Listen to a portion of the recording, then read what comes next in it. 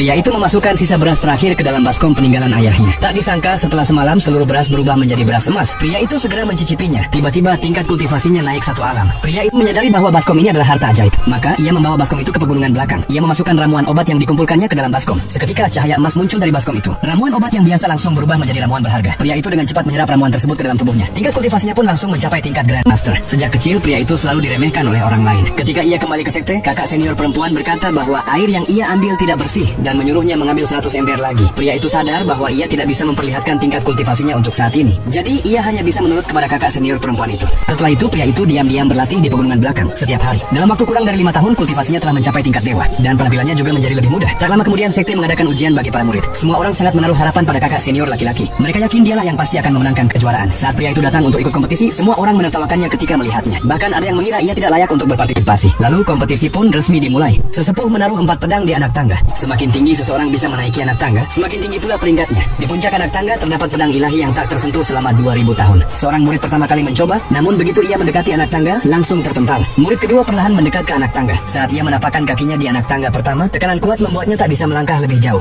dan bahkan langsung menelannya. Semua orang ketakutan melihat itu. Pada saat itu kakak senior laki-laki dengan angkuh berjalan mendekati anak tangga. Ia memusatkan kekuatannya dan langsung melangkah ke anak tangga ketiga. Para murid memujinya, mengatakan bahwa ia pasti akan mendapat juara pertama. Setelah itu kakak senior laki-laki menggunakan seluruh kekuatannya untuk mencapai anak tangga ke-8. Ia berdiri di sana dan memamerkan diri kepada semua orang, bahkan mengejek pria itu, berkata bahwa seumur hidupnya ia tak akan pernah bisa mencapai setengah dari tingkat kultivasinya. Namun tiba-tiba pria itu memusatkan kekuatan di dalam tubuhnya. Dalam waktu kurang dari sedetik ia sudah berada di belakang kakak senior